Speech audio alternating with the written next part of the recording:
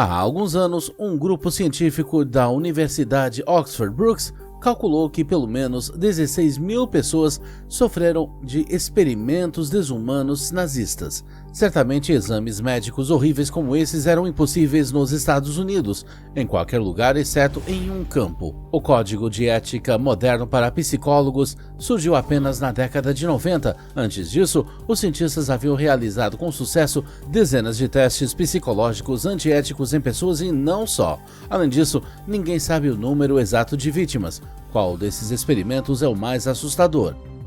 Aqueles em que as cobaias foram forçadas a bater umas nas outras? Talvez aqueles em que psicólogos torturaram animais indefesos em nome do amor? Ou quando manipulavam a psique das crianças? É uma escala assustadora de 1 a 10. Consideraremos o conteúdo do experimento, o dano causado aos participantes e os benefícios para a ciência. Tudo bem? Você concorda com o nosso experimento?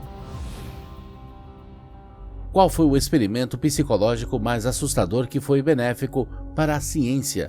Um psicólogo sentou você em uma mesa com um interruptor de corrente ligado a ela. Quando outra cobaia sentada atrás da parede responde a uma pergunta incorretamente, você deve injetar 15 volts em seu corpo, mas a cada novo erro, o psicólogo aumenta a voltagem em mais 15 volts. E seu parceiro continua respondendo errado. Quando os números mostram 105 volts, você verifica com o psicólogo se deve prosseguir. Eles insistem para que você obedeça. A pessoa atrás da parede geme de dor. Quando a voltagem chega a 300, seu parceiro grita que seu coração dói e fica em silêncio. Mas a psicóloga manda você continuar. Você recupera os sentidos apenas quando já são 450 volts. Você acabou de eletrocutar seu parceiro até a morte. Nos anos 60, Stanley Milgram, de Yale, realizou 18 experimentos desse tipo. Dessa forma, o estudioso concluiu que a maioria de nós obedece até mesmo a comandos criminais se forem dados por uma autoridade. É por isso que alemães regulares trabalhavam em campos de extermínio e ajudavam a realizar experimentos desumanos. Na investigação de Milgram, a pessoa sentada atrás da parede era um ator e não foi realmente eletrocutada, mas as cobaias responsáveis pelo interruptor de corrente não sabiam disso. Algumas delas tiveram um colapso nervoso, mas continuaram a seguir as ordens do psicólogo.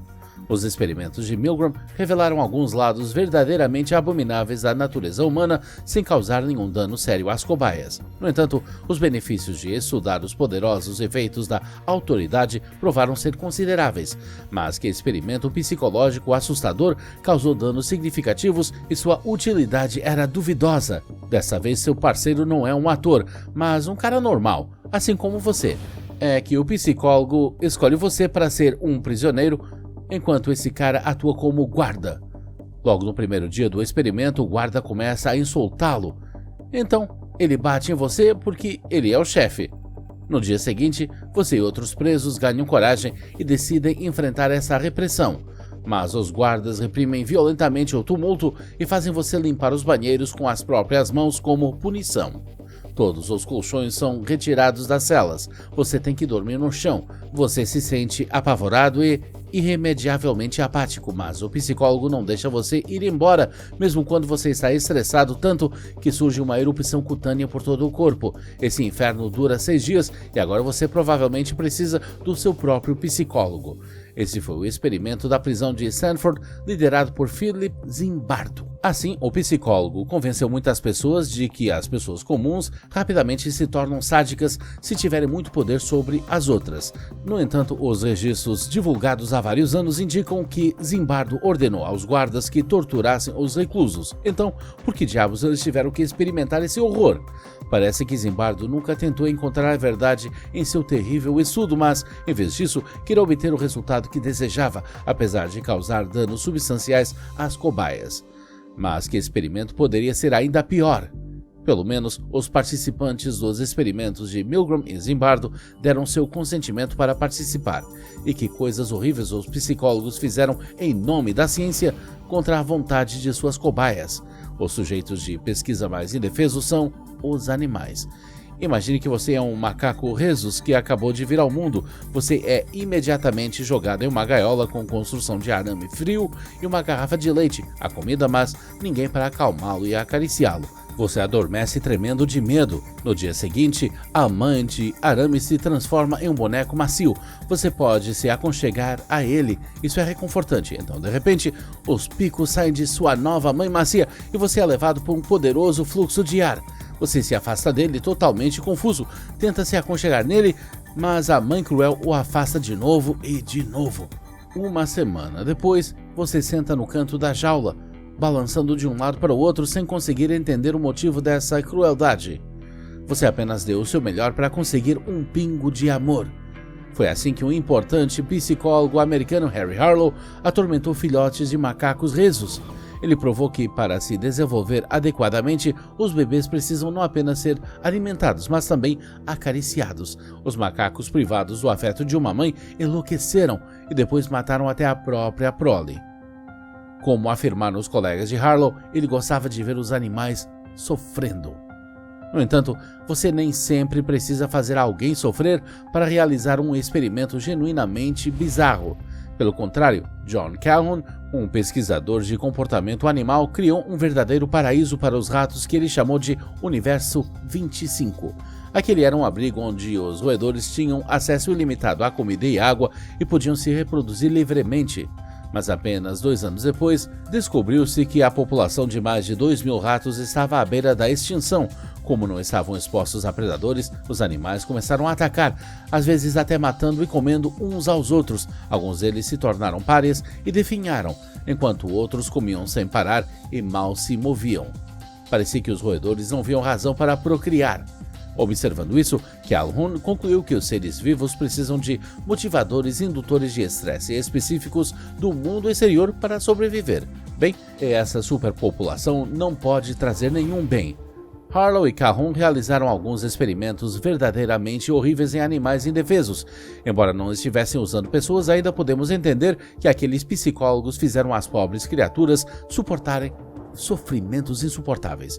Vamos adicionar mais 3 pontos para infanticídio e canibalismo, mas vamos tirar 2 pontos pelo fato de, graças aos pobres macacos e ratos, aprendemos a construir uma vida social e a cuidar de nossos filhos. Afinal, seria muito pior se alguém torturasse uma criança humana. Houve realmente algum experimento como esse também? Você tem 10 anos, estuda em um orfanato. Há uma dúzia de crianças na classe.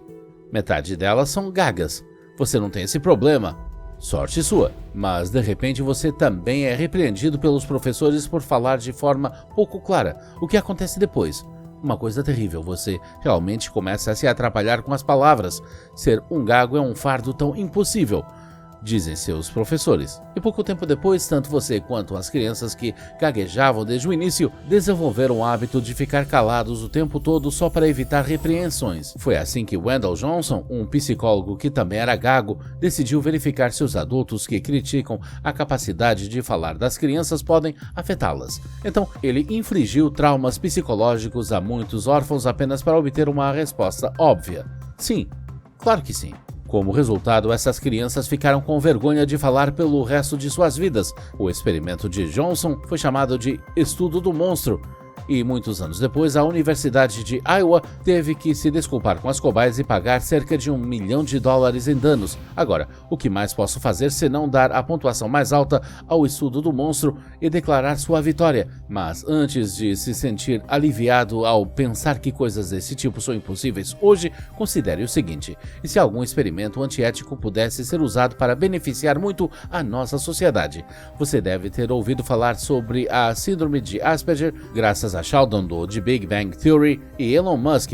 Esse foi o psiquiatra austríaco Hans Asperger quem foi o primeiro a estudar os sintomas dos transtornos do espectro do autismo que ocorrem entre as crianças, o que permitiu encontrar tratamento, mas o médico cooperou ativamente com os nazistas. Não há evidências claras de que ele fez seus terríveis experimentos em crianças, mas muitos cientistas atualmente sugerem que renomeemos a síndrome. E o que você acha? Devemos cancelar a síndrome de Asperger e é ético continuar fazendo uso de suas descobertas? Aguardo suas opiniões sobre o assunto e espero não ter que fazer um concurso para o comentário mais assustador.